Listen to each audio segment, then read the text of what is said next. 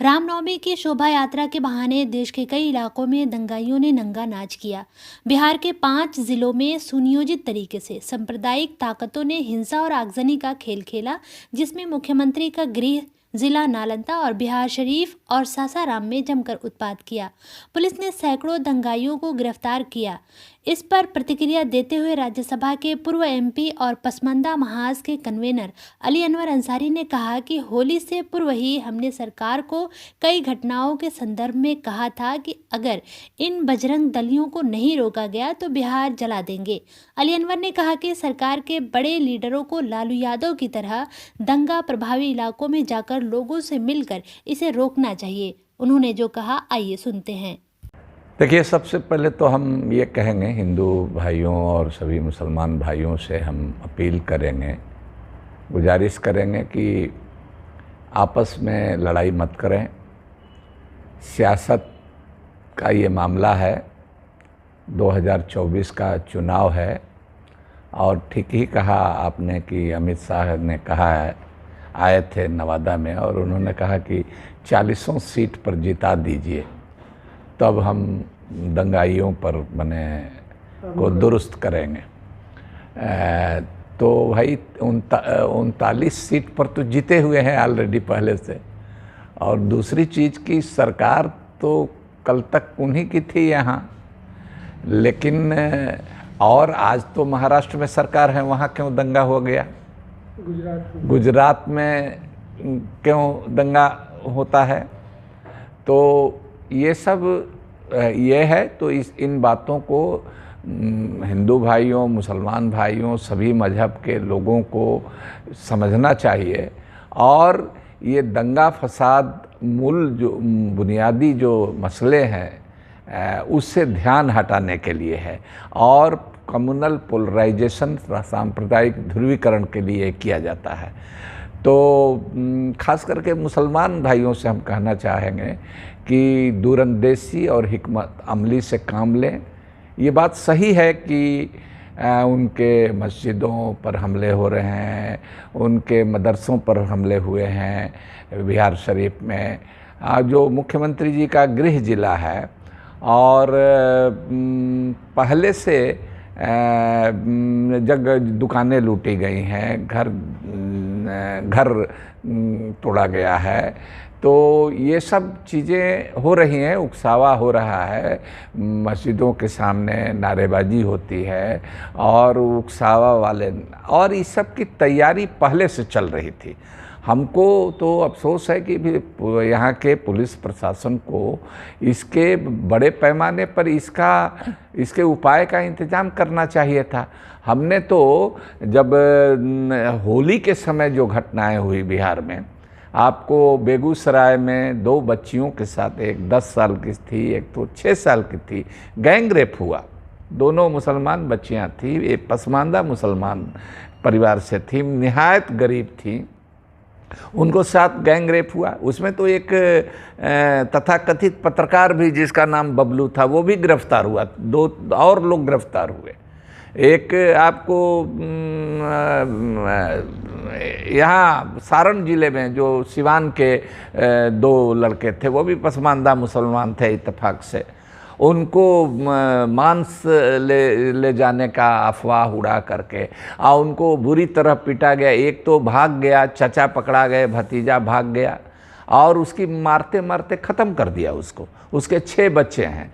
तो उस समय हमने 10 को, 11 को, 12 को एक प्रेस रिलीज किया और 12 को चूँकि हम लोगों का बहुजन संसद था, उसमें भी हमने इस सवाल को उठाया।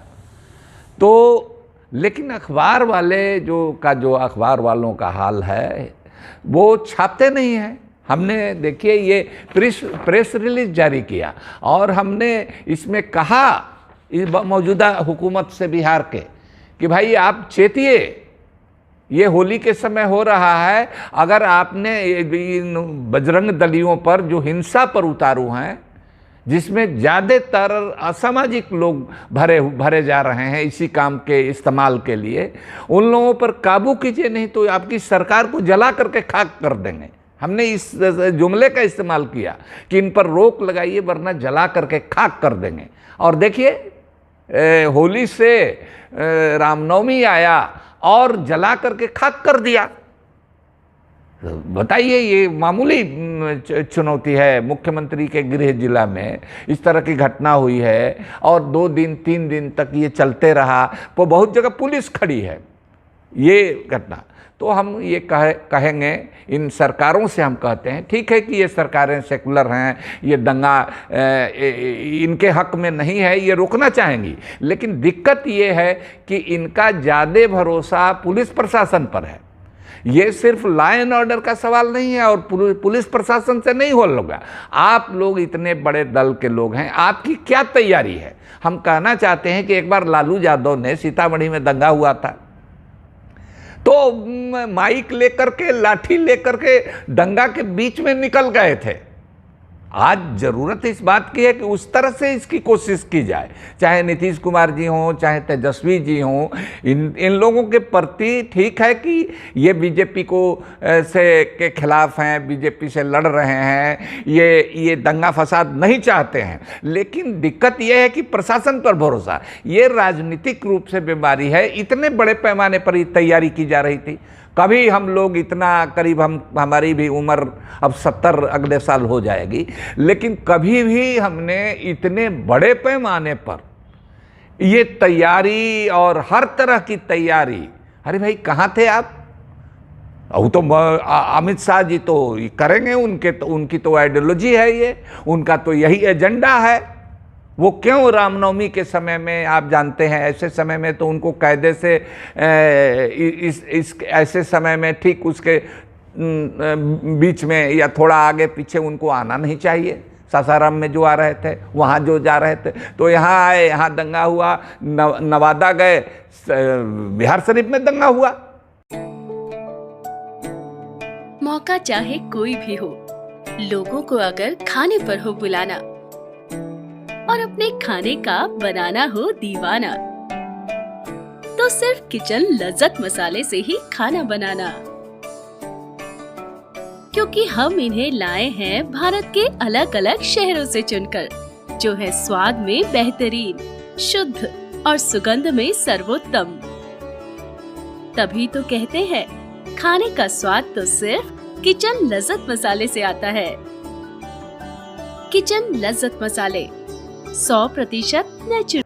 तो ये लोग करा रहे हैं, तो कराने वाले की फितरत तो जग जाहिर है, सब लोग जानते हैं, लेकिन रोकने वाले से हम लोगों की शिकायत है कि इनकी हुकूमत रहते हुए भी इस तरह की घटनाएं हो रही हैं।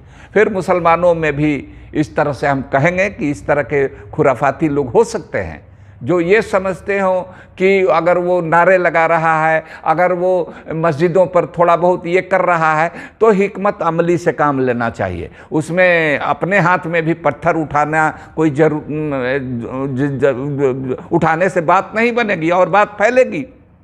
इस तरह से या हिंसा किसी के लिए भी, हिंदू हो मुसलमान हो, हिंसा मार काट दंगा फसाद किसी समस्या का हल नहीं है। ये बहुत बड़ी अब पूरा देशव्यापी है, पूरा देशव्यापी है। और आने वाले समय में जैसे जैसे एक तरह से फ्रस्ट्रेशन में बीजेपी गई है, अडानी का मामला आ गया है, पॉलिटिकल पार्टियां एक हो रही हैं, इससे इनमें बेचैनी बढ़ रही है।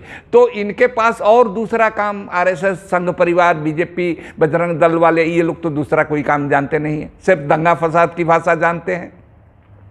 तो ये करेंगे, आगे आने वाले और दिनों में करेंगे। ये राजनीतिक बीमारी है, इसका राजनीतिक इलाज है। और इस तरह से वैचारिक रूप से लोगों को तैयार करना, तो ये पॉलिटिकल पार्टियां सिर्फ प्रशासन और पुलिस पर छोड़ करके इस समस्या का हल नहीं कर सकती है।